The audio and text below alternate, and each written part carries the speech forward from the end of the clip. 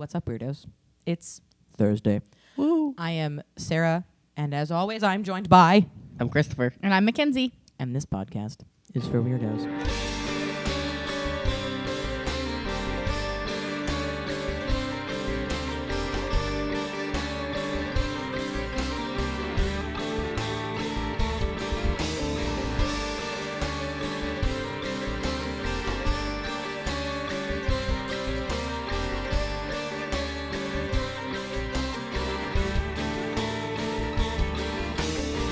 Hey, what are we talking about this week? This week we are talking about the Ariel School phenomenon, also known as the Ariel School Incident. Do either of you know what this is? No. No, beyond asking earlier for clarification on whether we were talking about Ariel like the font or Ariel like the mermaid. Oh, like how to spell it. So, no. Yeah, I have no idea. I've never heard of this before. I think I may have seen the name in like a scroll through because when I was looking for UFO cases when we were talking about topics, but not like it was just like a name on a list of like a gajillion things. Okay. Nothing. So this takes place in Zimbabwe. Oh. In the tiny town of Rua, which is outside of the slightly larger town of Harare in Zimbabwe. Okay. I have heard of Harare. Yeah, it's the biggest town nearby. In September of 1994, 62 children between the ages of 6 and 12 saw a UFO at their school. How many? 62. That's crazy. The entire school. Yeah. There was Any adults? No. Oh. Only kids. No. Only the children. Between Very specifically. Between the ages of 6 and 12. 6 and 12. Yeah. My brain heard mixed up the 62 and then my brain was like 2 and 16. That's not right. No, 6 and 12. 6 and 12. There was a documentary that came out in 2022 called Ariel Phenomena, but it was a labor that took several years to actually record. So there are some people who are in the documentary who are recorded in like modern times than the event took place, but are no longer with us. Okay. So the sighting happened at the school at 10 a.m. on September 16th in 1994. All of the adult faculty were inside having a staff meeting, and the children were enjoying a long recess. Okay. So this was a frequent phenomenon that would happen at this school. Most of the children at this school, it's a wealthier private school. Got it. So a lot of the kids at this school were not from Zimbabwe. They were kids from families that were in Zimbabwe for work or whatever, and this was the school that they sent their kids Like to. a charter school, or was it like a boarding school? It was not a boarding school. It was a day school. Okay, so it like a charter school though. Yeah, but it's a Like a it was day described school, as private a wealthy school. private school. Yeah. You said in 1994. 94. So we're on the 30th-ish anniversary? Yeah, a little bit past Yeah. 30. Okay. Cool. So all the teachers are inside. This was a regular occurrence. Like this had never happened before. Right. This was not abnormal. Yeah. So like how we in our schools have like teacher in-service days Yeah. where like it's a half day for the kids because the teachers have to do whatever. They would do this where it would be like, okay, on this day we're going to have a long recess so we can kind of have a staff meeting. And so this was a thing. The children were used to this. It just meant they got to have a longer recess. Which, as a child, I'd be like, Right. great. I'm having Hell yeah. At least 60 students witnessed a UFO zip overhead and land in the brush behind the playground and saw one or two creatures dressed in black skin-tight suits. Some of the children would later discuss these beings talking to them telepathically. Okay. Go ahead. One more time. At least 60 students, so we know... The second half of it.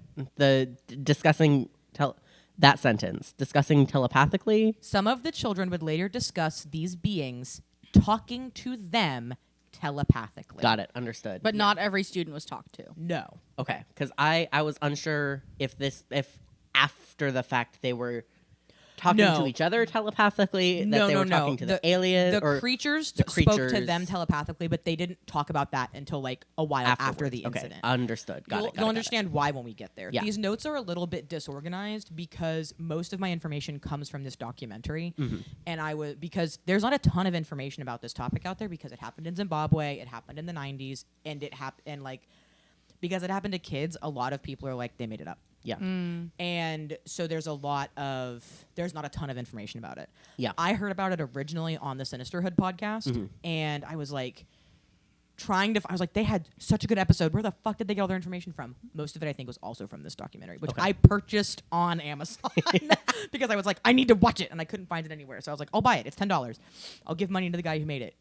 I'm so glad I did. It's an amazing documentary. Hell yeah. About this thing because they have footage from the 90s, from after the incident, interviews with these kids. Holy shit. And they have interviews with these kids as adults in the 2020s.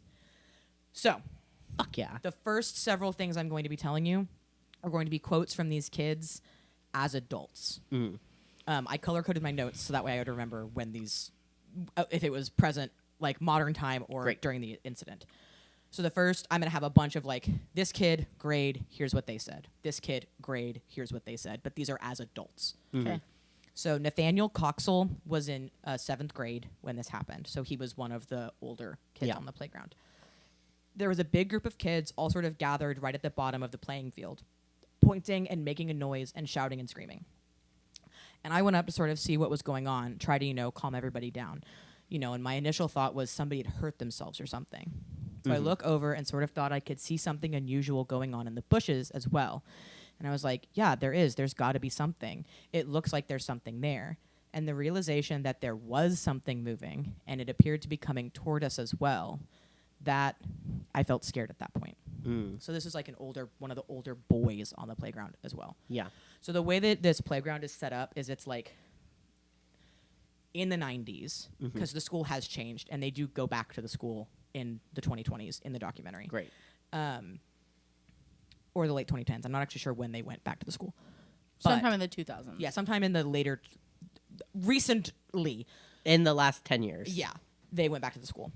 It's like a playground. The playground is like mostly a big field, and then the border of the playground of like where they like the boundary line was these logs, and so a lot of the girls would like sit on the logs to like chat, gossip. Right? It's recess. It's recess. Was like, you're gonna play with your hair and you're gonna sit on the logs and you're gonna chit chat. You're gonna do your little draw on your back games, like right. Yeah. So like there's these logs. There's a little tiny field, and then there's brush, like the bush. If we were in Australia, like it's scrub brush, it's trees. There were these couple of big trees, and then there's this power line that's on just like regular telephone poles that runs kind of through the middle. Okay, it is important. So he was like playing football because there's a little field, and most of the boys are playing football. Soccer. Yeah, it was like soccer football. Soccer football. So then we have Claire Rixum, who's in 4th grade. She says, "I noticed," and this is as an adult again. All of these right now are as an adult. "I noticed that there was a large shape amongst the trees, which we couldn't really figure out what it was. It looked like a big rock. It looked like water was trickling over it and the sun was reflecting in that water. That's the best way I can describe it. It didn't really look like a smooth metallic object as you would think a UFO looking like as on TV we depict them. It looked natural. It didn't look anything man-made." Interesting. So then we have Liesl Field, who is in grade 4. We hear a lot from her in the 90s as well. Okay. Like she was one of the big interviewees. So she, in the documentary as an adult, she redrew the picture of what she saw. She said, "I can remember like it was yesterday. It was easy to put down because that's exactly what I had seen. So it's something I'll never forget." And the picture was a pretty classic UFO saucer with 2 very typical gray aliens next to it, but one had long hair. That was like the only thing that I would be like, that's odd. It was like saucer-shaped UFO, gray alien, saucer in the middle. Like with wig.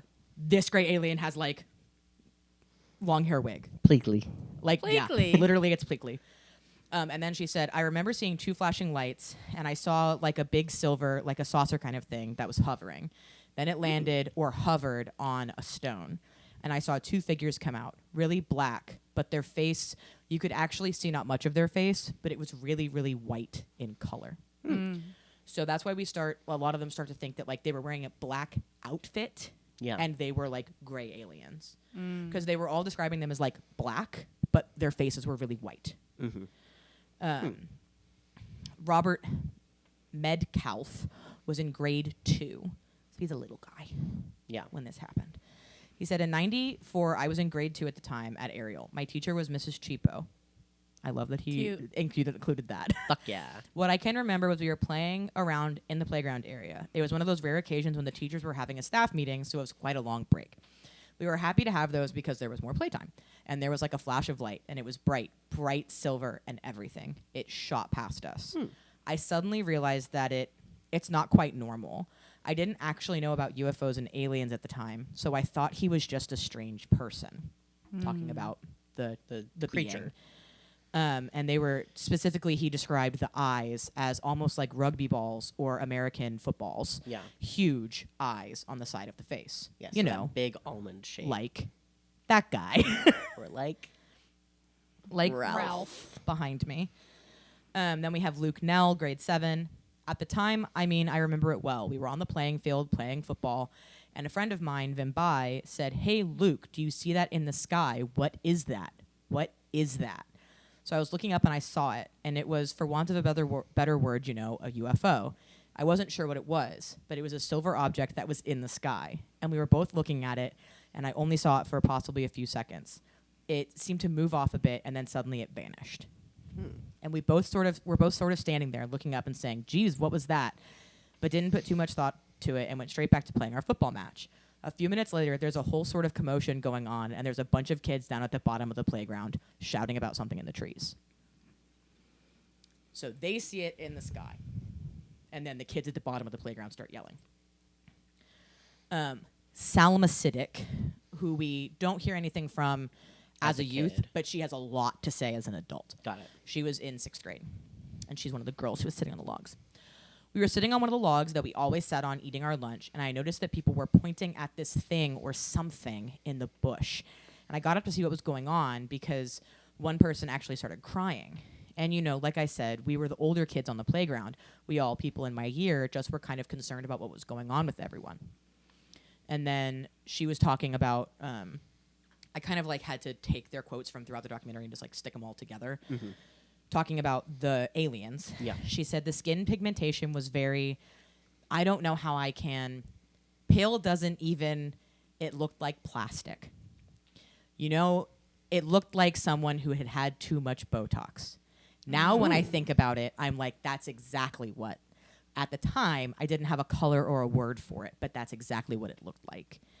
So, she's describing, So very stiff. Very plastic, Very... but that's how she's describing... Very dramatic. The pigment of the face, too, is, stretched, plasticky, glossy, shiny. Fascinating. Right. So then talking back about the incident, she says, the panic spread. I was looking for my brother and sister to make sure that they were okay. And when I did have them, we continued to look onward. They just seemed confused. What is going on? One moment we're playing, the next moment everybody's looking, pointing, and everybody's in a panic. That was a little bit scary. And then this is where it gets really fucking freaky. It's now okay. We're there. It's fine. My fear pie is half baked. You saw it again appearing in kind of in spots. You saw it and then you didn't see it, and then you saw it again in the same general area. But that kind of was, like I said, what made you think twice? Okay, did I see it? Didn't I see it? But whenever, everyone started saying, yes, I see it. And then it was the same thing when you saw whatever beings were there. It wasn't like they were just standing and looking at you. You would see them in various places at various times. So you didn't know if it was one, if it was more than one. And that was frightening. More frightening than just seeing what these things were was not being able to see them long enough, I guess. So a couple of the kids describe this of the jerky teleportation movement. And the craft itself, it was they'd be looking at it and then it would be gone and then it would be back, but a little bit in a different spot, and then it would be gone and then it would be back in the original spot again. It was like a glitching, like a buffering movie, right? It was really weird. A VCR that's the tape is worn in a couple of spots and it's right. So this is Emma Christensen, who we hear a lot from as a kid, but we have a little bit from her as an adult. She was in 6th grade when this happened. She's talking about the skin of the alien. I think she's specifically talking about the body. Okay. It was very smooth and soft looking. It looked like you'd slide right off if you tried to touch him. And then she said he had but it was the eyes that made him. Ugh. So she's one of the kids who actually got spoken to. And I hate that. right. So do you want me to spoil what the message that she got is now, or do you want me to come back to how she talked about it as an adult? Do you think what makes better story? I think waiting. Okay. Yeah. Okay, Wait. then I wait. was gonna say wait because Okay. I think we're not there. Somebody to, like, remind me Yeah. to come back to Emma when we're done. Then we have Natasha Chakodzoa. Okay. Chakodza. There we go. Who was in grade 4. Okay. She says, I know it's strange, very weird. I just got so scared. So yeah, if I had to describe that day, the first thing that I remember is the light and the sound is the main thing that strikes me. And then the 2 shadows, but especially the sound and the light. The light because it was so bright, the sound because it scared me. It kind of sounded like bees, but more like a machine bee sound or something. Just very strange. First, I thought maybe it was just me that heard it, but if the other kids around me had heard it, it sounded like it was coming from everywhere. It went louder and louder, and then it stopped. And we ignored it, like, okay, I don't know what that is. And then a couple of minutes later, it started again, and it was much, much louder, like a really, really loud swarm of bees. And that's when I started getting scared, and everybody started getting scared, and that's when we started to run. See, that's interesting to me that you're saying there's a distinct sound associated with this, because so many of the contactee cases or things that we hear now, there is no sound, and that's what's weird. And what's interesting is several kids reported different sounds. Interesting. The thing that makes this really profound to me is each kid had an individual experience. Yeah. I hate it. So, okay, that kind of harkens back to like something that we've talked about today in this recording session, that things will use the lexicon that you have Right. to communicate an idea. Right. And so, at least to me at this point in the story, with that description of the sound and with the way things were moving and changing, it sounds almost like a science fiction, like force field, invisibility shield Right. type thing. Right. Where like the shield is making a buzzing noise. Right. And there are holes that are appearing in the shield. Right. Allowing you to see through. Like a force field. And so what's crazy is it's the 90s. We have TV, we have movies, we have all this stuff. However, we're in Zimbabwe. Yeah. One of the girls talking about it as an adult is like the running water and electricity that we had at school was a luxury. So the likelihood that these kids had a TV in their home in Zimbabwe Unlikely. is small. It's not impossible. Right. Because they did have TVs, they did have electricity in this town. So I don't want to say like none of these people, it's so backwater, none of these people had TVs. It's entirely possible. But they were describing it as like it was a luxury that we had electricity and running water at the time. Well, I mean, if they're talking about the look of like, as the kid, they don't know the concept of like the plasticky Botox look. Like, Right. if they have access to TV, that's not what they're going to be seeing, regardless. Right. Well, and my thing is like, these are little kids. They're Yeah. not going to be watching UFO stuff. No. They're not all me. And they're also like the description of like the running water. It to me, like my immediate thought was like, oh, like a mirage, like a heat Right. mirage. Right. That looks like running water Right. on something. So like it could be especially if it is metallic hot. in color and it's hot because they're in Right. they've been moving or the climate that they're in or the whatever. climate or speed, This whatever. is so weird. I It's hate it. Weird. So then we have Emily Trim, who was in grade 3. Okay. The documentary spends a lot of time with her going back for the 25th anniversary of the school. Okay. So the school is celebrating 25 years of being a school. All of the students who've ever gone got an invitation to come back and celebrate that. Lovely. She has not been back to Zimbabwe since a couple of months after this incident. Oh wow. Because her family pulled all of their children out of the school and moved back to Canada Fuck. After this incident. Fair after this enough. incident. So her family are Salvation Army missionaries Got it. from Canada. And so after this, there were 3 kids. And it wasn't clear to me where Emily was in that lineup. She had an older brother who was 12. Uh-huh. And she's in 3rd grade. I don't know if they have another sister. I don't know if she's older than Emily or younger than Emily. Uh-huh. But there were 3 of them. Yeah. They all come home. They try to talk to their parents about it. And their parents cannot reconcile this with their Christian faith. Yeah. And they go, this did not happen. I don't know what you saw, but it wasn't what you think it was. We're never speaking of this again, and we're moving back to Canada. Shit. Out of curiosity, Mhm. since you watched the documentary, what is the difference in, like, what is the demographic breakdown? Of like the kids Of at the the school. kids. It's about, in the 90s, it was about 50-50 black and white. Okay. So, like, when she went back, there are no white children at the school anymore. Okay. In, like, present time, it's all black kids. It's all Yeah. probably people native to Zimbabwe at this point. In the 90s, it was about 50-50. Well, it was a private school. That's why I was just Right. curious. Like, a what lot of these the- kids were families that were missionaries. They were there for work. They were doing all that kind of stuff. And so this was the school that they sent their kids to. Right. A lot of these families did move out of Zimbabwe. After this incident? Not necessarily because of this incident, but because of political unrest in Zimbabwe. So, like, the students have been kind of scattered across the world. So this specific kid, Emily, as an adult, is going back. She has not been back to Zimbabwe. She has not been back to school. She had a really rough time. Her and her siblings were not allowed to talk about it, like, at all at home. She specifically went back to talk to her teacher, which she thought was really cool. And I was like, oh, it's so cool that her teacher is still around to talk about it, which we are also going to come back to. Hell yeah. So the headmaster of the school was named Colin Mackey, and he had all of the teachers after this incident. A bunch of them, like, ran to the office. Like, these kids ran into the office, and they were like, we saw something scary.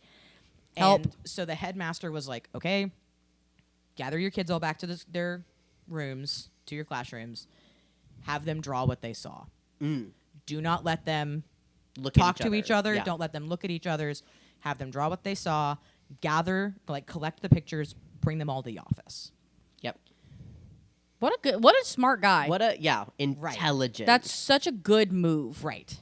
Because he, like, everything that he said is great because he's like, in, like, the interviews with him in the 90s. Yeah. He's like, they saw something. I didn't see it. I don't know what it was. I can't reconcile what it was. I just am having a hard time calling it a UFO. Personally. Sure. Because he's, like, freaked out by it. It's not because he doesn't believe these kids. He's like, there are implications if I say that, is kind Right. of where he's at. I completely see that. Right. Yeah. He's like, they all saw a similar thing.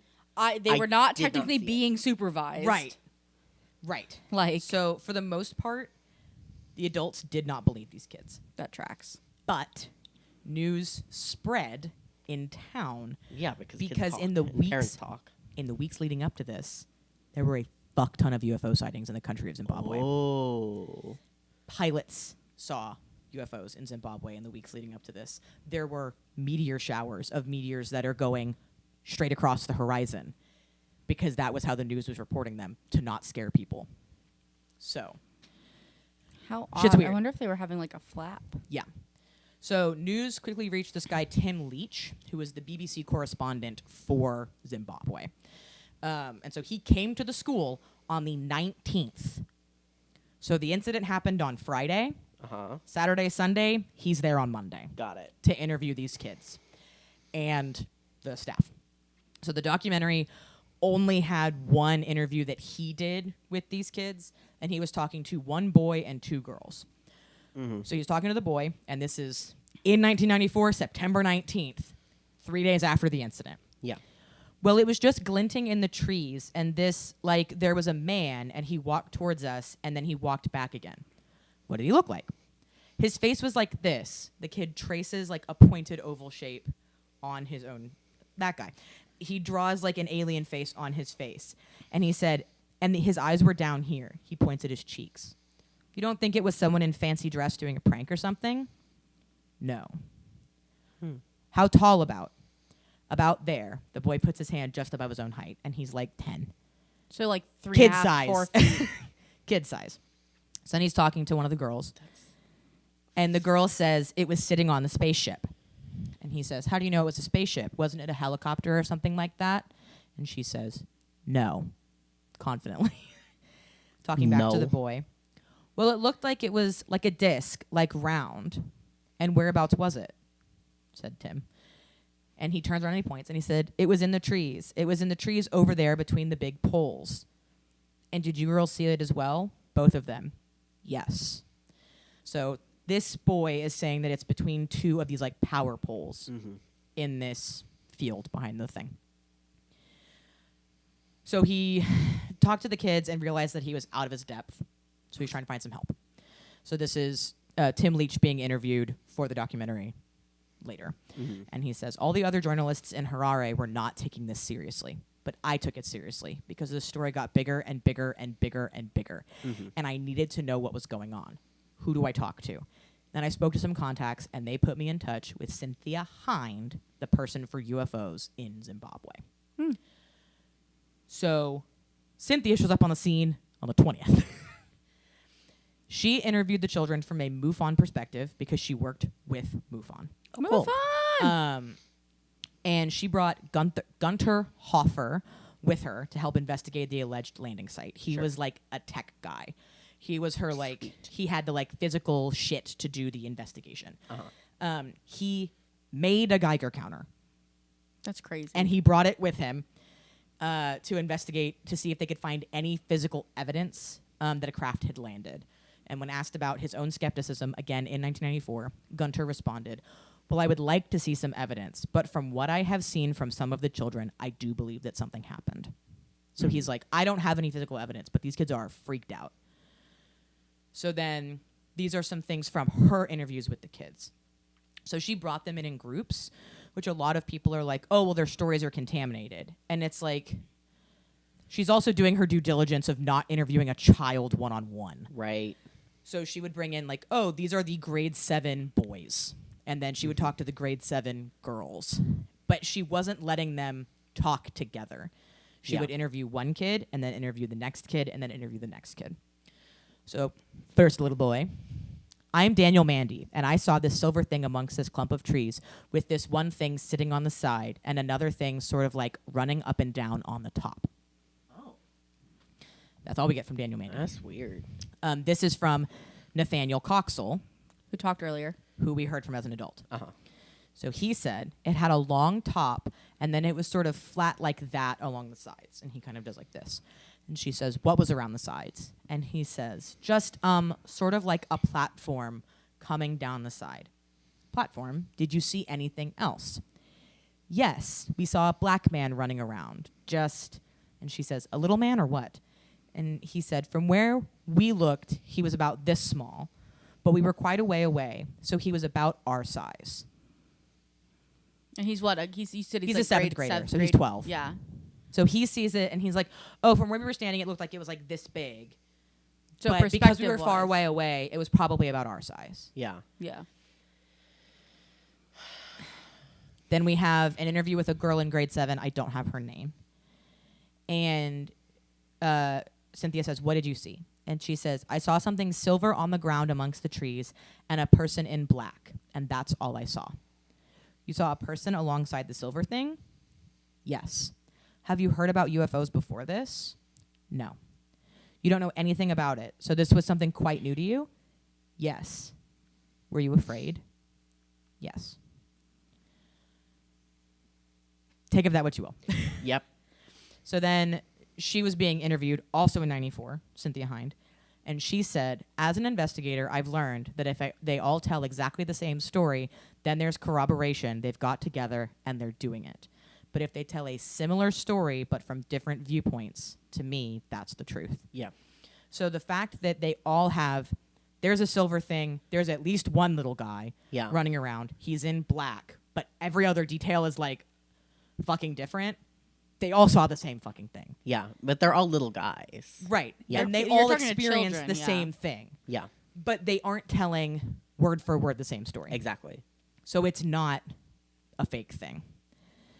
Cynthia tried to reassure everyone that we don't know what it was, so to not be afraid or worried. A Russian satellite had recently been launched, so maybe it had something to do with that, debris, that kind of thing. But she implicitly believed the children based on their stories and the pictures that they drew. She reported to MUFON that the kids at Ariel School had indeed seen a UFO, and Tim Leach continued to feel out of his comfort zone. Good. So we have 2 quotes from him. I was not so frightened in the war zones of Angola or Rwanda as Damn. I was when this story hit. I could handle war zones. I just could not handle this UFO thing. It just didn't make sense. This man was a war correspondent Yeah. for BBC. He was in Zimbabwe because he was placed there during one of the wars in Zimbabwe. And then after the war ended, they were like, hey, you like it. Do you just want to stay there as the BBC correspondent in Zimbabwe? Yeah, it's like, you and wanna he was just like, hang out there. sure. And then aliens. And then he gets this. And he goes, Right. I'm more comfy in war, active war. He knows like half of his crew died in either Angola or Rwanda, and he's like, this is scarier. He's like, I've been shot at. This is scarier. He knows what bullets are. Yeah. He doesn't know what this is. He has a personal relationship with bullets. Yeah, he doesn't know what this is. With all the buzz around the topic, even more reporters came to interview these kids and even interview Cynthia about her involvement with the case. Nikki Carter from the SABC, the Southern Africa Broadcasting Company, so not South Africa, but Southern Africa. Southern Africa. Arrived later that month. So I don't know when in September she Sometime arrived. in September. Sometime after the 20th. It's only like 10 days, so. So she interviews Claire Rixum, who we heard from a bit as a grown-up. Mm-hmm. What were you doing on the day? Well, I was walking, and I saw this maroon color in the sky, and me and my friends were following it. And then we saw this light in the mimosa trees. We saw this black figure running in slow motion. Oh. And how big was the figure? It was about as big as a grade 6. Yeah, so similar A 6th story. grader. Like, these are child size, like, because they're all like, it was me sized. Yeah, it was just about my size. So then, this is again from Liesel Field, who's grade 4, talking. As a child? This is as a child. Okay. We ran down to the teachers, and we went into the office, and we started telling the teachers, and then they said, maybe there's nothing. And how did that make you feel when they said, maybe there's nothing? Well, we felt sad because we did see something. Yeah. Poor girl. So Nikki also talked to Cynthia about her investigation and said, Cynthia, how long have you been investigating UFO phenomena? And she said, well, about 17 years. I'm the continental coordinator in Africa for MUFON. Shit. MUFON has over 5,000 members, most of whom are scientists. You interviewed the children. What was your conclusion? I believe them. I believe they saw what they say they saw. I think that perhaps some have been influenced by others, and maybe they've added a bit here and there, but basically they drew in their drawings many things that I don't think they could know about. Yeah. At its heart, they saw something. Right. They all saw the same thing. Correct. So then Nikki, this reporter for SABC, in the documentary reflecting back, so in modern times, reflecting back on the incident, she says, why would they make up such a story? And kids of that age, 6 to 9, 10, they wouldn't be able to sustain such a story for such a long time. No, absolutely One of not. them's gonna crack, and then it will be like unrolling a ball of string, all of the rest of them would crack as well. Mm-hmm. And as far as I can tell, to this day, none of their stories have changed. Kids don't, as somebody who works with kids in this age range, kids don't make up scary stories No. that, have them scared. Right. They'll tell you a scary story. They'll tell you a scary story. Or and they'll tell you something that you are now scared for them. Right. But, Or they'll tell you, if it's a group of kids, if it's they're trying to gang up on somebody or do something They'll tell the same specific, story. They'll tell the same The exact story, same story. down to the detail about well, Jimmy the hash did slinging slasher. Jimmy did blah blah blah, and we saw this because they don't want to get in trouble for whatever else happened. That will happen. Kids aren't going to lie to you about being so. If they're so scared, they're seeking adults. They are not lying to you. they're Right. afraid of something. And we're now getting to the point where They have now talked to 3 different adults that they don't know Yeah, they're talking to and strangers told the same story. and Yeah. telling the same story. Right. Which, if this was like a criminal investigation, they'd be like, okay, we've now corroborated this evidence Thrice. 3 times. 4 Like, times if we also include them talking to their teachers. Yeah, Yeah. if you're talking about the original evidence collection by the headmaster, Right. and then they've told the same story to 3 people that they have never met before, that they have no reason to tell the Anything. truth to or to say anything Right. about this to, and they are willingly saying basically the same story over and over again, and the major details aren't changing, they're not lying to you. Yeah. So, we get a new player on the scene. Ah, new player. Tim is finally all the way at the end of his rope. Tim's And like, he- I'm losing it. And he has nowhere else to go. So he calls Dr. John Mack, who is a professor of psychiatry at Harvard Medical School, Lovely. who jumps on the case immediately as Hell soon as yeah. he can. Who He goes, fuck yeah, the that's coolest weird. part of this, he had to leave a voicemail, and that voicemail exists. So the voicemail's in the documentary. That fucks immensely. It's so good. Kisses, chef's Yeah. kisses across the board. I can't wait for Eat it up. more documentaries to happen Right. in like 20, 30 years. So he jumps on the case in November. So remember, the event happened in September. So Uh-huh. it's been 2 months before he gets there. He interviewed all of the kids and talked to the teachers. Now remember, he is a psychiatrist and a psychoanalyst. So he has a completely different perspective than the journalists who have talked to Oh, these yeah. kids and the MUFON investigator who has talked to these kids. Yes. Whose bias is to believe that they have seen Correct. some and kind of she's coming from a like nuts and bolts UFOs perspective. The reporters are just coming at a like sensationalized. You saw something weird. Tell me about it. Yeah. He's coming in because Tim is like, I'm worried that there's like a mass psychosis happening with these kids. That's Sure. why Tim calls John Mack in. So he interviews the kids and talks to the teachers. Several of the teachers believed them right away. Like a couple of them were like, sure, you saw something fucking weird. Great. Most of them thought they were making it up. One teacher continued to think that they were making it up, even once most of them had like turned around to the side of being like they saw something They weird. saw something weird. There was one guy who in the documentary, like when he's being scolded by Dr. John Mack, is like, no, I still think they're making it up. So he talked to the school staff and he essentially scolded them for not talking to the kids and being open with them about what they saw. Like, he's like, I don't care if you believe them. You need to not shut these kids down when they're telling you something, or they will never tell you things again. Correct. I don't care if you don't believe them. It does not You matter. fucked up, basically. And none of them were receptive to the kids having had the they were like, no, blah blah blah. And after it happened, even if they did believe them, they were like, we're not talking about it, because the problem was the principal was like, a lot of these kids' parents are adamant that this didn't happen to them. So we have to walk a fine line at school of Yeah. what we allow them to talk about, because if we allow it to happen here, like if we allow them to talk about it here, we've caused a problem for them at home. Yeah. So like that's like his big thing is he's like, I don't want these kids to feel like they're not believed, or like we don't agree with them, or that we think they didn't see something, Or that they're lying. or that they're lying. But I also don't want their parents calling me left and right saying, stop talking to little Jimmy about aliens. Yeah. We're pulling Jimmy out of school. Like, they didn't want these kids pulled out of school Yeah. for this. And so the principal's like, I agree with the psychiatrist, but also, like, it's a fine line. Dr. John Mack's interest in this case would prove to be detrimental to his career. After Yeah. spending time with these children, who he believed to be fully telling him the truth, Yeah. he decided to begin investigating UFO phenomena on a larger scale, because he's like, if these kids are telling me the truth, what does that say about adults who have experienced this? I need to talk to adults who have experienced this and see if they're telling me with the same level of credibility that these kids are. Yeah. Which made him lose a significant amount of credibility in his professional life, and specifically with others in the field of psychiatry. Oh, yeah. Some of these men would even remark that they hoped he would come to his senses soon and stop embarrassing the field. Shit.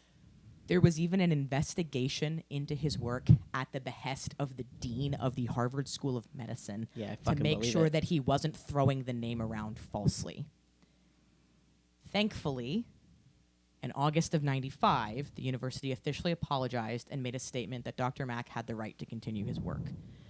Like, the latter third of this documentary is about John Mack's career and, like, how this affected it. I don't go more to it than that because I want to talk about this case. Yeah. But it's like... Damn. Yeah. So this is his interview, Dr. John Mack's interview with the headmaster, Colin Mackey. Okay. Again, a lot of this is just straight fucking quotes about this case. Dr. Mack says, "Do you think it's possible that one imaginative child had a story and kind of stirred the rest of them?" Colin says, "No, I don't believe. And he goes, "I honestly believe they saw something, but for me to actually draw a conclusion as to what it is, I don't think I could do that at this point in time," is what the headmaster says. So Dr. Mack's like, okay. And he says, "How many of them reported seeing the craft?" And the headmaster says, "Probably in the range of about 60. More of them could have seen it, and they're just too embarrassed to talk about it. Or we haven't had the grade 1s and 2s involved, so the 6 and 7-year-olds. At the time, they hadn't talked to any of them. How long would you estimate that the scene actually lasted?" It took over about 10 to 15 minutes. Wow. Really? That long? Did they describe any other sensory experiences like smell or sound or anything of that kind? Nothing at all, actually. Honestly, nothing. I don't think anybody's actually asked on that question. So that's how we start getting... What did it sound like? The sensory, what did it sound like? Sensory. What did you smell? Because he's, again, coming at it from a psychology perspective, not a, "You saw a UFO, tell me about the UFO." Yeah, tell me what you saw, because that's the Right. most important thing. So this is his interview with Liesl Field, who is, we've heard from her... As a child. As we've heard from her, this is as a child. Okay. We've heard from her both as an adult and as a child with Nikki. Got She's it. the one who said that she was sad because the adults said they didn't see anything. Got it. So he says, "You've talked to the BBC people and with Nikki Carter here before, right?" And she says, yes. And he says, "Okay, but the experience is still fresh in your mind. Is that right?" "Yes." "Okay, what were you doing at the time?" "Well, I was playing at the playground, and then we just saw something silver, and then we quickly ran to the logs, and we saw a silver thing, and we saw a man standing next to it." "And what did he look like?" "Well, he had big eyes like that, pointed, and she kept doing like this, like off of her eyes, like pointed eyes." "Pointed eyes?" "Yes." Could you draw the head? Do you like to draw?" "Yes." "Okay, pull your chair up." She pulls her chair up to the table, and she starts to draw an alien head. And he points at it, and he said, "And these are what? What are you drawing here?" "The eyes." "The eyes, okay." "And I couldn't see his nose and his mouth, but his nose was pretty small." "So the eyes were large, is that right?" "Yes." "Did you look into the eyes? I mean, did you have a sense that you were..." "No, all we saw was his eyes. They were black." "Black, but like, were looking at you or were you at him?" "Seemed like he was looking at all of us." So now she's one of the people who also had a telepathic experience from the aliens. So he says, "Had you had those thoughts before this experience?" "No." "And how did those thoughts come to you? Did they just come from the craft or from the man?" "The man." "And did the man say those things to you? How did he get that across to you?" "Well, he never said anything. It was just that the face, the eyes." "You were saying that you thought that maybe they were trying to tell us something like about the future. Can you say more of what your thought is or what it was like?" "It was like, on the world, all the trees will just go down and there will be no air and people will be dying. I think that in space there's no love and down here there is." "There is love?" "Is there anything we can do with that love as far as taking care of the earth? You talked about that their message that we don't take care of the earth." "No." So do we know what she heard? What? So for this specific kid, it doesn't sound like he said anything. Okay, It so sounds it like was she got a picture of the earth devastated. Okay. Like, no more trees, no more air, everyone's dying. Images. It's bad. Got it. But there's no love And- in space, and yeah. there's love here. And so the idea of like no love and love. Right. And one of the things that he says later, I forgot to copy this down, is when he's talking about this, is he's like, it very much doesn't sound like it's, because they all kind of have a similar thing that the aliens kind of say to them. Yeah. And he's like, it doesn't sound like they're just parroting something that their parents have said about like environmentalism. Sure. Because they're not providing a solution. Yeah. None of them have a like, oh, so we need to do this. So we need to recycle. It's literally like aliens came down and went, you're turning this place into a fucking shithole, and then left. Like, they saw some kids and they were like, y'all are fucking up the planet. And then they poofed. They didn't say how to fix it because they don't know. You know, because they were like, we came here 300 years ago and it was fucking great. Now you motherfuckers are fucking it up. What the hell? Leaves. Like they went to a gas station. Right. They were like, somebody shit all over the toilet seat. I'm not coming back to this gas station ever again. Like, right. So that's why he's like, I think that these weird telepathic experience that a couple of these kids had are so oddly specific, but also there's no solution. Yeah. So it doesn't sound like they're just parroting something that their parents have said. Right. Because there's no, we need or to something recycle. That they heard at school or like Right. whatever. Right. So then we have Emma Christensen. We're back to her. This Okay. is her interview in 94 Great. with him. Have you ever seen a UFO? She is asking him that. Ooh. She sits down and goes, have you ever seen a UFO? And I love her. She's so fucking sassy. And he goes, have I ever seen? I never have, no. And like Dr. John Mack sounds sad that he's never seen a UFO because he's like engaging with this kid who's like super excited about having had this experience. So she draws a picture. Fucking pumped. Yeah, she draws a picture of the alien face, classic alien face. Love it. And she goes, and I didn't see anything over there, like pointing at the nose. And he goes, no, you didn't see a nose? No, I just stopped talking about the drawing. My heart kind of went faster and then slower and then faster and then slower all at the same time. Now, that was that excitement and, excitement and scariness. Yeah. And scary. And, well, you said happy, too. Yeah. Yeah, happy because I saw something strange and something peculiar and something that nobody had ever seen. This little girl is me. She said, fuck yeah. This is if Sarah had gotten her UFO club in 4th grade. Literally. No, because I like this kid was very much me as a child, where I was like, if I could have any job in the world, it would be explorer. Right. I want to go to a new I place. saw something strange and peculiar and something nobody had seen. Yeah. And then she says, the other man, his eyes looked at me as if I want to, things like that. I want to what? I want you. Oh. I want you? Yeah. I want you in what way? Like, I want you to come with me? Yeah, I want you to come with me. I want you to come. Did you go with him, do you think? No, only my eyes went with him. Your eyes went with him and my feeling. Oh. And your feeling went with him. So was there a part of you that wanted to go with him? Yeah. That felt like drawn to go with him?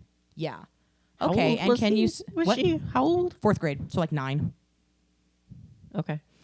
The initial pre-puberty stage. I'm just thinking. 9. You felt drawn to go with him? Yeah. And can you say what that felt like?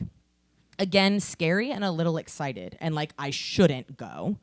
Yeah. And yet I want to go? Yeah. I think they want, this is still her talking. I think they want people to know that we're actually making harm on this world and we mustn't get too technologed. Oh. And how did that get communicated to you? I don't know. But somehow it did. It came through my head. Through your head, did it like through words or my conscience, I think. My conscience told me. It came through to your conscience told you. He's like trying so hard to not be like, what the fuck? Yeah. Yeah. You mean while you were in contact with the being, you mean, or what? While the being was looking at me. While it was looking at you. I understand this man on a spiritual level. He's like, huh? As somebody who regularly talks to 9 and 10-year-olds, I understand him. So I was watching this documentary with my mom. Hi, Mom. Hi, Mom. And she was like, he is 1, a very good doctor, and 2, a very good psychiatrist. Because you'll notice he's not asking any leading questions. No. He's asking, how did you feel? He's very open-ended. Right. And then she's like, and I shouldn't go. And he goes, but you wanted to. Because she had already said, like, he wanted me to come. Right. And then she just throws out the, like, this is what he said. And he goes, how? did that happen? And she's like, I don't know. And he's like, but somehow it did. And she goes, it came through my head. And he goes, through your head? Like, did it come through in words? And she interrupts and says, my conscience, I think. My conscience told me. And he says, it came through to your conscience told you. So he's doing a very good job of not putting words in these kids' mouths. Yeah. And this He's is like using their words. Right. And it's a filmed interview. Yeah. So it's not like a written transcript that he's manipulated in any way. That's just how it is. So now do you want me to go back to what she said as an adult? Okay. So this is her as an adult reflecting on this like connection she had with the guy who was like talking to her. It was like this lake of calmness in his eyes. I was compelled to look at him. It wasn't like I wanted to look away from him. Time became very still and very bizarre. In my mind, technology and not a good feeling about technology either. It was like technology was a bad, dirty word. I think that he was saying to me, beware of technology. Don't go into it too heavy because it's not going to be good for you. It was only when I was looking at him and his face and his eyes that I got that. As soon as I looked away from him, that's when all of reality and everything that was happening came back too. And that's when I realized that something really strange is happening here. So that's her reflecting back on it as an adult, where she's like, I think this is what he was trying to say. As a kid, all she got was, don't become too technologed, which is so funny. Sorry, grade 6. She was in 6th grade, not 4th grade. So she was 11. A solid preteen, early puberty girly girl. Yeah. There you go. Which is interesting from like when we talk about poltergeists, and it's very common that teenage girls that are in puberty and very hormonally fluctuating, like, are more commonly affected by a poltergeist phenomena. Right. Boys or girls, children around in the teenage years, Right. Tend to be more affected. But 9 to 12, that pre-puberty stage, is also one where you're really starting to figure out some of your personality. Like, you're more, I wouldn't say like able to be manipulated in that way, but you're more open to things. Yeah. Right. Like, you're more curious. Again, it's odd that this happened when there were no adults outside. Yeah. Like, that seems pointed. Yeah, I think it's very pointed that it was all children. And all of the children were outside together. Right. Like, the whole school was outside.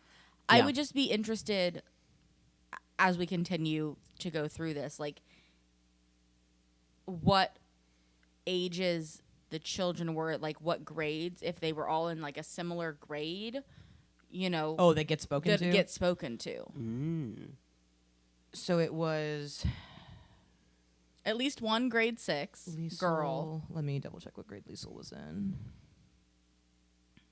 So we have 2 girls right now that were spoken to. It's 2 girls and 1 boy. 2 girls and 1 boy. That we hear from. Yeah. So Liesel was grade 4. That's why I had grade 4. So Liesel was like 9. Okay.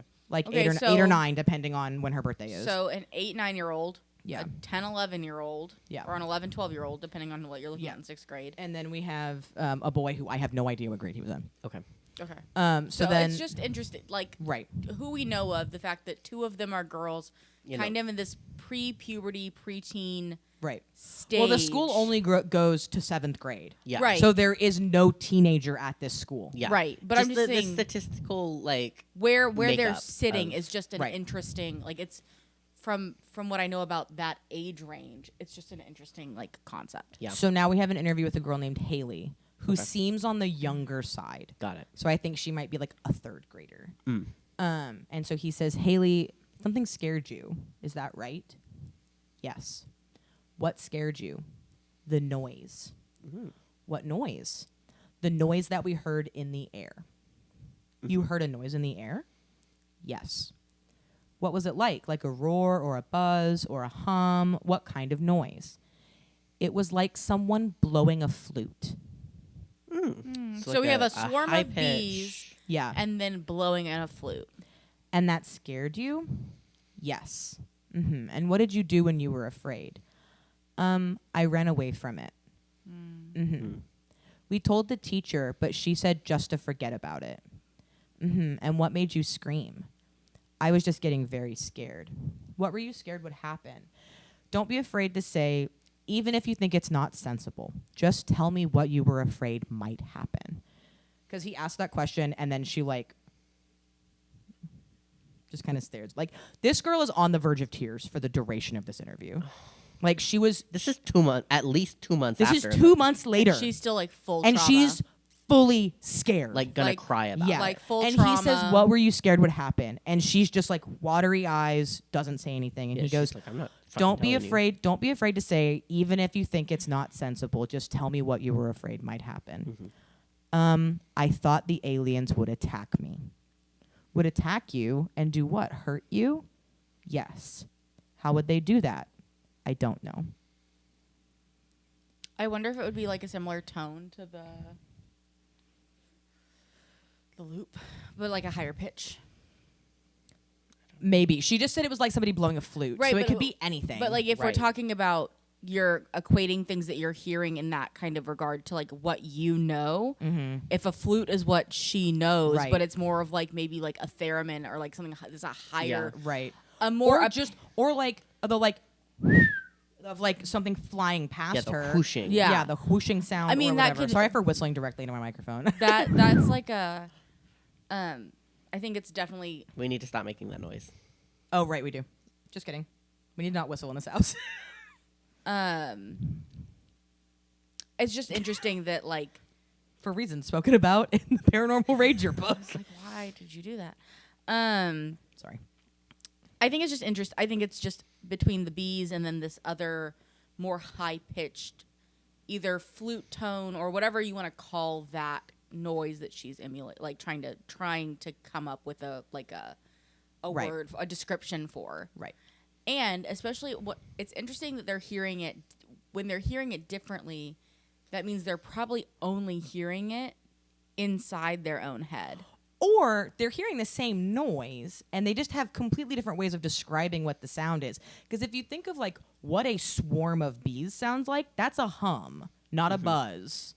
Yeah. And she described it as like a mechanical swarm of bees or a machine bee. Like she's describing an electrical humming noise when she's describing this like swarm of bees, the bee girl is.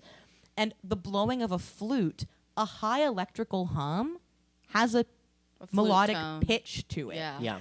And if that's all she can equate it to, again, it's like these are children. They don't have Right. a lot of experience with different Right. sounds. And they are living, though they are They're more living very rural. I was Yeah. like, though they are more privileged children in a rural area, they are very rural. Yeah, it's remote. Still rural. Yeah, it's a rural town. It's like, if you ask me what a sound was when I was 6, I was like, I Sounded don't like know. a flute. It was like a flute. It was like a whoo, flute. Anyway, Noise. I don't know. so this next interview is with Fungi, and so he is one of the, which is also funny because if you say it incorrectly, his name is Fun Guy, because he's a fun guy. We love a fun guy. But he is the other one who like gets a message. a message, and I don't know what grade he's in. It doesn't Fungi. say. I had to like scour the subtitles to find his name, so they didn't pop up. Because for like all the other ones, it was like name. It had a little picture of them when they were a kid, and then what grade they were in. But this one, it didn't have anything because it was just the '94 interview. Got it. So it starts with Dr. Mack, and he says, "These eyes. Did you look at them?" Yes. What feeling did that give you when you looked in the eyes? It made me shake a little. Made you shake. It was a terrifying feeling. A what? A terrifying feeling. A terrifying feeling. Yes. And what made it terrifying? The way he was looking at me. How did he look at you? Strangely. Like an old woman who hadn't seen a kid before. Like an old what? Who stares. An old woman who hasn't seen a kid before. This kid's like, you know. What do you not You know, like an old understanding? woman who's never seen it before. He's like, what are you not getting? I'm telling you exactly what you're asking. And Mac goes, an old woman who hasn't seen a kid before? Yeah, And he goes, dummy. He's like, yeah, you're the Yeah, doctor. idiot, that's yeah. what I said. And he goes, and she stares like this. And like makes that face at Dr. Mac. I too stare like that. Right, like I said in my notes it says he stares and glowers at Dr. Mac. He's like, So then Dr. Mack says, okay, Obsessed. I'm going to ask you to do something. Try to just be in that feeling for a moment. Try to remember that terrifying feeling, okay? I don't know why I said okay like that. Okay. Okay. Try to remember that terrifying feeling, okay? Can you do that? I know it's unpleasant, but nothing bad will happen, okay? And just try and tell me what's in that terror. See what you find in that terror, what it might be about. So he's trying to help this kid. Like, again, he's a therapist. Yeah. He's a psychiatrist. He's trying to help this kid, like, where is this fear coming from? Like, how is it making you feel in your body? That kind of thing. Mm-hmm. And Fungi says, it was making me all scared, and my heart was starting to pump faster, and it was making me all woozy. Like, woozy like you were going to faint, you mean? Yeah. Did you faint? No. So I had a thought while we were talking about this part of like the conversation. I wonder, because the kids that described them like essentially popping in and out of existence are not the ones that heard anything. I wonder if there's an opposing correlation to that.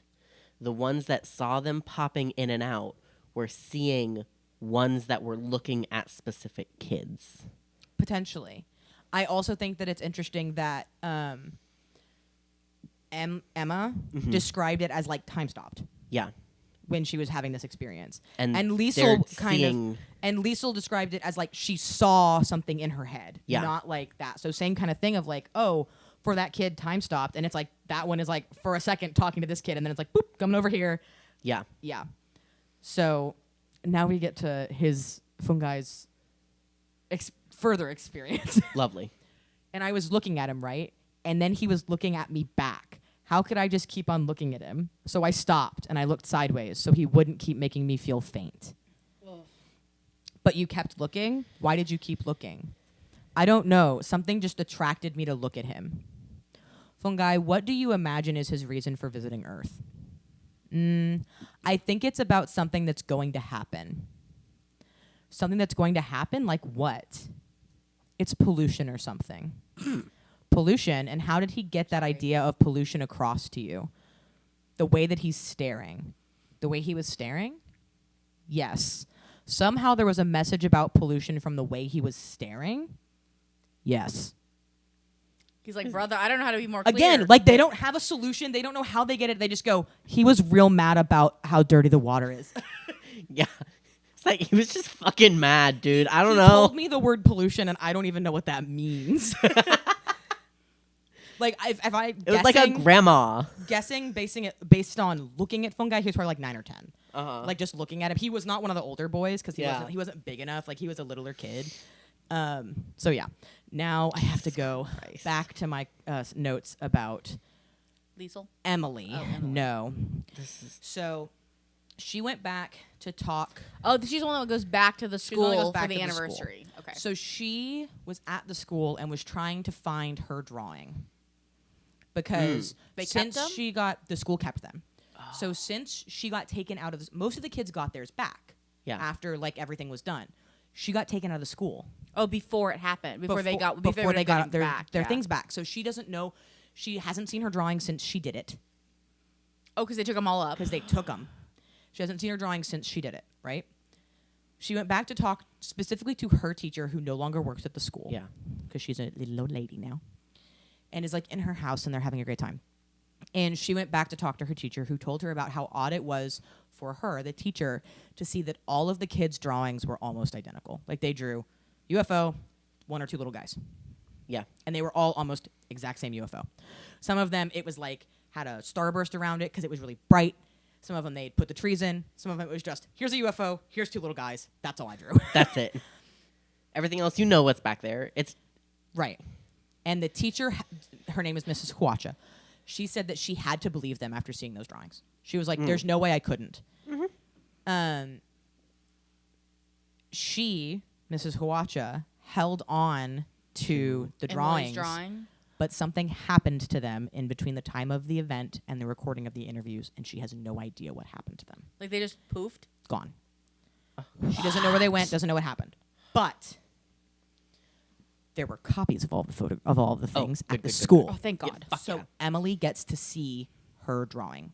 She has not seen this. Does it happen on camera? Yes. Sick. She has not seen this since she was in 3rd grade. And she's like in her 20s, 30s She's it's the 25th anniversary of the school. She was in 3rd grade and school had been open for like 3 or 4 years. So she's like 28, almost 30. Yeah. Ish. She opens this manila envelope. So there's another girl who also went to the school who has not been back like since the incident kind of thing. Yeah. Both of them get this envelope and they both get to see their drawings at the same time. Emily almost starts crying because she is an artist and for the past like 5 years has been drawing this exact same picture. What? Like painting. And when she gets home at the end of the documentary, she shows a painting that she did before she left and it's identical to her drawing. What the fuck?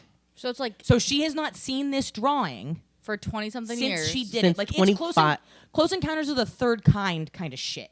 Like this means something. This image is burned into her memory. So the image that she comes home to that she has already drawn, that she's been drawing for the last 5 years, is it very obviously? It's the same drawing. It's a UFO. Yeah. And she's like, this must have been what I saw as a kid. But she doesn't remember having drawn it like that. She I see. remembers that they had to draw. Yeah. But again, she has not been allowed to talk about this at home. She and her siblings haven't been allowed to talk about it. Her brother, like, couldn't sleep for months after this happened because of how fucked up he was. Yeah. He's not in the documentary at all. Fucking fair enough. So, like, clearly he's not doing well. not doing well about this. And so is it like child stick figure that she is drawing? So she's drawing the UFO, okay. not the aliens. And so is she doing it with her adult artist interpretation? yes, but it's It's the same so it's a more artistic composition because there's like so on the paper it's like a white paper. She has like classic UFO, but it's a little bit different shape. Uh-huh. It has legs, and then she specifically has this like beam. like Coming Like out a of the beam me bottom up of it. Scotty situation. Right, but it looks like it might be a ramp as opposed to a beam. I see. And in her painting that she has, it's a disc, exact same shape, with that fucking thing at the bottom. And she's like looking at it and she goes, I still draw this. I still do this exactly like this. And she like traces over it with her finger. Like, I do that. Like, she's shaken by the fact that it's Fascinating. that similar to what she drew as a child. Do you think we can post side-by-side pictures? I'm going to try and get some of the pictures. I don't know if I can find them online other than like taking pictures of my television. Which never goes well. No, but I might be able to find her on Instagram. Okay. And see if I can like pull her pictures from Instagram and we can credit her Instagram. Yeah. But I don't know. Okay. I'm going to try really hard to find pictures. Okay. If not, that's fine, but I'm fucking fascinated. I want Right. to see. So I am now going to leave you with some quotes. Oh my gosh. From them about, these are all from them as adults. So this Okay. is all in the modern time of how they're feeling. Uh-huh. Salma says, I don't know why it happened to be Rua, a small farming town. I truly don't. But for whatever reason it did. It happened. We'll sit with that one for a second. I don't want to sit anymore. And then Liesel says, I'd like to know what we'd seen and find out what it wanted. Why us? Why us kids, you know? It was a wonderful experience, actually, because I know I definitely am not going to see something like that ever again. Maybe. Who knows? And it's something that I will pass on to my kids one day. And she has kids. She's got a little baby. Shows her with her little baby.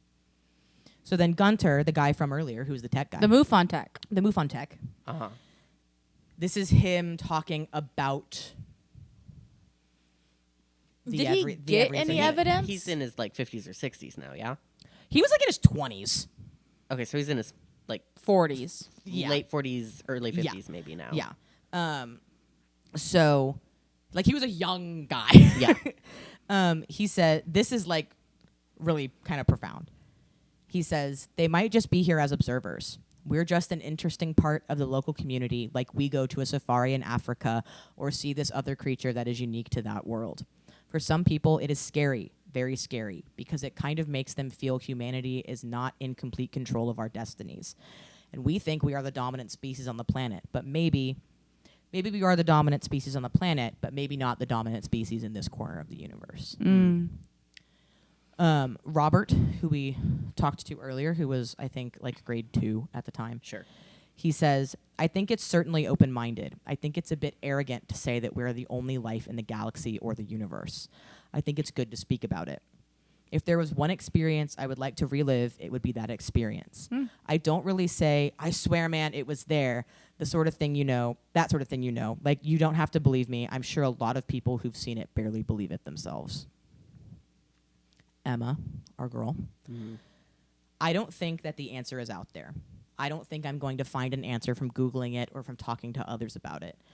I think it's a long story is the answer. I think the answer will come, maybe in this lifetime, maybe in the next. I don't know. Tim, Dude. our BBC boy, Yep. I'm glad I was there. It really stretched my mind and gave me a new perspective on life, the universe, and everything, really. I would not have missed that for the world. That's all I can say. What growth, Tim? Right. Like, he was like, I don't know what's going on. I'm scared. I'm so scared. Unfortunately, I'm going to end you with 2 little sad bummers. Oh. Dr. Womp womp. John Mack was killed by a drunk driver in London on September 27th in 2004. So just like over at the 10-year anniversary. just over 10 years after the incident.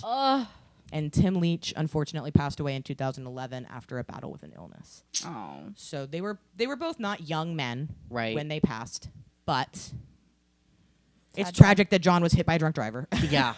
And Tim, I couldn't find exactly what he was sick with, but he passed in a hospital after a short battle with an illness. That sucks. So what'd you learn? My brain cannot even like comprehend what the fuck we just talked about. I'm sorry that was mostly just like me No, parroting interviews with children. It was so good. No, that was It was so fascinating. good. Because Also, I think if you can, everyone should watch this documentary. I think the reason like we are having such like a mental like blah, with this is majority of the time you don't get that level of like in the moment firsthand Right. recorded firsthand encounter. And Yeah. there was a lot more. Right. Oh, I yeah. just didn't include it. Right, but like Yeah, and there was also more that was not included in the documentary. Right. like Because the fact every that, single interview that Dr. Mack did, was recorded. Yeah. right, but like I'm saying you have 60 children Yeah. that witnessed an event. Every child that was present that witnessed the event did a drawing about it. It was collected by the school, and then almost every child was interviewed by professionals in some capacity. Right. Right? Like they were interviewed, whether it was on camera or not, by a professional adult that was not related Right. to them or the school Right. in any capacity. Right. And that is something that you cannot say for a majority of big encounter cases like this. And like I think that's why it's so hard to like digest, because it's almost that like it's so believable it feels like it has to be fake. Right. Yeah. Like does that make sense? Like Yeah. Like it's so profound in that like how could you not believe it? Like, you couldn't make up an experience like How this. can you like Yeah. how can if you how could you make this up? Like, and because it's children, everybody's gonna be like, well, of course it's fake. But then you're like, but how could you make like it's just so Right. hard How because can like it be? how can it be fake? But at the same time, it's also like, how can it be real? Like it's this very like it's so hard to like stretch and wrap your brain around because people are used to contactee cases being onesie twosie adults. Adults. Yeah. That's the thing. This age group is poltergeists. Yeah. Adults are UFO contactees. Yeah. These are all fucking kids. It's so fucking fascinating because like This is one of the only UFO cases that I've ever heard of that has to do with children. Yeah. like I work with kids. I Right. work with kids in this age group. Right. I work with kids that lie openly to my face. Right. And are like, I am telling the truth, and I'm going, are you? Right. I know what kids lying sounds like. Right. as does Dr. John Mack, psychiatrist, psychoanalyst. I have also experienced this age range of children, and I know what And a lying.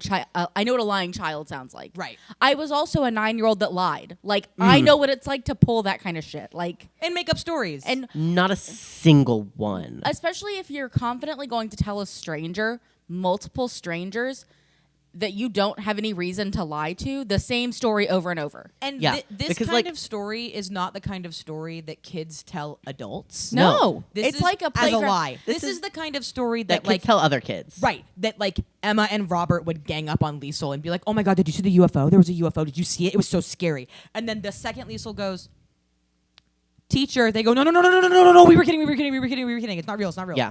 Like It's like my friends. It's like kids in elementary school going, "Did you see the man in the woods? right. Did A you?" man in the woods. There's no man in the woods. And you're like, Yeah. "What are you talking about?" And you're like, "Well, if there's a man in the woods, I need to tell the." And they're like, "No, no, no, no, no, no, I don't want to get in trouble. Don't tell the teacher." I made it up. I made it up. And like, you're gonna have kids go to the office and not have other kids be like, "No, no, no, Try to stop them. don't go." Like, hold on. Literally, You're when gonna have I was a kids go child, to the office, tell the adults, and be like, "Hello, this very scary thing. I'm with very afraid. strangers are out on the playground. There are strangers on the playground." right. But like that's the thing. The second adults, like when you're telling a lie to scare a kid, the second adults are involved. The kids are like, "I made it up. I'm sorry. It wasn't real." Or when the other kid goes to the grown up and they're like, "So and so said they saw this." They're like, "I never said that." I never said that. Why would you say that I said Why that? would you say that I didn't say that? Maybe you saw something, but I didn't see They're something. gaslighting little pricks. Right. Like, But there's- like there's most there's kids, no way. children usually aren't inherent liars. right. Lying And- is a generally a taught behavior. And Unless there's other things going Yeah. on, lying is not like an inherent behavior in children. and if you made up something like this when you were 5, And you're gonna are remember you it going to maintain it to 30? Yeah. or 40 or whatever. Are you going to be a grown-ass adult being asked to come onto a documentary and lie with your whole chest right. No. Will you about do something it? as profound as this? Are you going to almost break down in tears in a documentary Seeing a back in drawing? your school, seeing a drawing that you did that was a lie, No. that you're still painting 20 years later? Yeah. No. No. This is great. is Oh my wonderful. gosh. You're How amazing. fucking terrifying. Can you believe that this was a pivot? This No. wasn't my original topic. I am unsure that I'm going to sleep tonight. Sorry. I unfortunately think that's everything we need to know about the Ariel School Shit. phenomena. I wish there was more information. Want more? Like, I mean, what more could you? There's 60 kids worth of story about it. Watch the documentary. We will. Watch it. It's great. It's $9.99 on Amazon. Worth every penny. Hell yeah. I think it's also on a couple of other platforms. Amazon was just the one that I had. And it was one of those things that when I went to get it, I was like, oh man, I wish I could rent it. Hey, give us the name of the documentary one more time. It is the Ariel phenomenon. That's the name of the documentary, and it came out in 2022. Ariel spelled like the mermaid. Ariel. I almost spelled it wrong. It's great. It's like 2 hours. It was surprisingly a lot longer than I thought it was going to be. Well, good. Very, very well done. Great documentary. It's also very interesting to hear the little kids' voices change from being a little kid in Zimbabwe to Aw. an adult somewhere else. Yeah. Like their accents all kind of change, and it's very fun. That's fun. Like I had a hard time connecting Liesel to being Liesel as an adult because her face changes a lot because she's a grown up now, and her accent changed. Like she now Wild. sounds more like super English, Huh? and like British English, and Yeah. I'm like, hang on, Wait a second. who are you? But yeah, I think that's everything you need to know. I hope you learned something, and Enjoy our crazy insanity. 'cause Yeah. Holy. we'll catch you next week for something, for sure. Thanks for listening. This podcast is for weirdos. Are you a weirdo?